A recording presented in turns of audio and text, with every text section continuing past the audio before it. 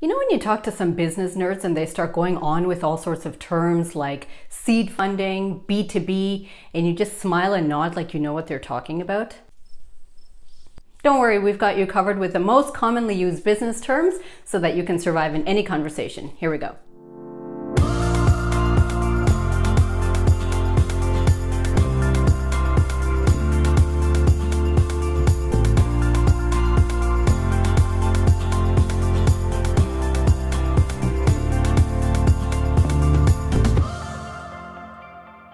What's up everyone? Welcome to our channel where we talk about every way to take your time back and to make each moment a great moment. Now, if you've gone to business school, then of course you're familiar with a lot of the commonly used business lingo and terms that people throw around nowadays. But if you're like the rest of humanity, then there's a chance that when you're in these conversations, a lot of these terms just fly over your head. So don't worry about it, because today we're going to give you 12 of the most commonly used business terms so that you can survive in any conversation. Now, if you're thinking about starting your own business one day, then don't forget to check out our other video here so that you can get some useful tips on what to do while you're in your early stages of planning.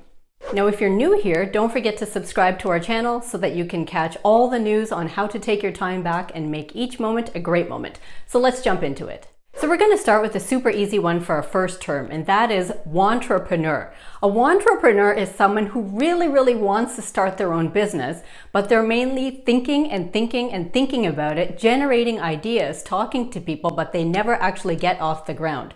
So don't be a Wantrepreneur, just be an entrepreneur. Think about your business, then stop thinking and get to doing. Now, the next word that we want to look at is scalability. So of course, every business would like to have a scalable business model, which means that they need to be able to repeat their processes and systems to be able to serve their customers round the clock. So what does that mean exactly? So imagine you go to a restaurant and you order soup, and then the chef goes to the back and takes a pot, throws in a leg of chicken, throws in a carrot, throws in a piece of celery, gives you soup, you eat it and you leave. Then an hour later, another customer comes and that entire process repeats again, gets everything ready, gives it to the one customer. Now, how long would he be able to stay in business like that? So you need to be able to repeat your processes to be able to serve a large group of people, all of your customers, within a reasonable amount of time without exhausting all of your resources. And that is called scaling your business. Now, the next term that you may have heard is the unicorn. Now, these are privately held startups that have exceeded $1 billion in valuation. And that's valuation, that's not cash in the bank. So those companies are called unicorns. And a very famous one is Airbnb. Now, the term that goes right along with that is the dragons. Now, these are the startups that are able to return back their entire fund to their investors of $1 billion or more. Now, these are the ones that are called dragons, and a very famously known one is Uber. Now, another term that you should know for sure is bootstrapping. Now, 90% of startups are entirely self-funded by the entrepreneurs who start them. So these are entrepreneurs who are using their own human capital, meaning their experience, their knowledge, and their skills, and combining it with their own savings to get their startups off the ground without seeking capital on the side. Now, another important term to know is MVP, which is minimum viable product. Now, to be able to test a product quickly without pouring a lot of resources into it, startups are encouraged to get this prototype off of the ground to be able to test amongst its early users. That way they can see if there's any flaws in the system without having to put too much capital into it and rolling it out to the masses.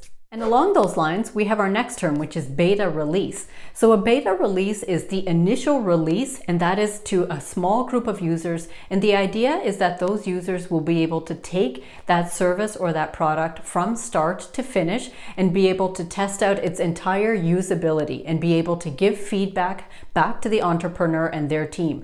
That way, the entrepreneur has time to revamp the product, iron out any flaws in the system, see what are the areas that make it difficult for a user to be able to complete or use that service fully, and be able to put out the best product to the customers in the end. The next term to learn is pitch deck. Now, you may have heard an entrepreneur saying that they're on their way to pitch an investor. And investors often expect this type of a pitch or a presentation to be given to them so that they can help to make their decision as to whether they're going to invest in that company. And that type of a presentation is just a brief outline of the entrepreneur's plan and strategy going forward for their startup. Now, two easy to learn terms are B2B and B2C. Now, that's companies that sell to other businesses, B2B, or companies that sell products to consumers, that's B2C. So when you take a company like Apple, for example, they sell iPhones and iPads and other accessories for their products. Now they're selling those directly to me and you as the consumer. So that's B2C arrangement. On the other hand, there's other companies that are selling directly to other businesses, in which case that would be B2B. Of course, in business, there's a lot of overlap here because there's many services and products that could be sold to me individually as a consumer and also to a business. Like, for example, Colgate makes toothpaste, which they sell to me as a consumer. They also sell it to dentist offices, and that's a B2C arrangement. Now, if you do any type of web design, you may have heard the term of bounce. Now, the bounce rate is an important metric that measures how long visitors will stay on a page before they leave. Now, of course, common sense dictates that we want to have the lowest possible bounce rate, which means that consumers are staying longer on those web pages.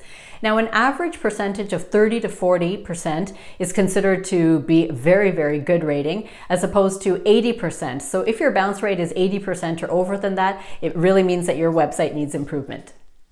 Now, another important term to know is crowdfunding. Now, this is a funding model that allows entrepreneurs to be able to raise capital through a large group of investors, as opposed to going through the more traditional venture capital routes. So some very commonly known crowdfunding sources are GoFundMe, Indiegogo, and Kickstarter. Now, two commonly mixed up terms are UX and UI, user experience and the user interface. Now, the user experience encompasses all the interactions of the end user with regards to the company and its services and its products.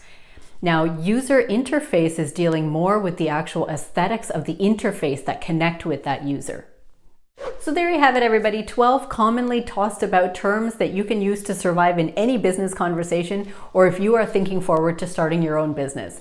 So if you like this video, make sure that you share it with one of your non-businessy friends, and don't forget to give it a like before you go. So until we see you next time, remember to make every moment a great moment.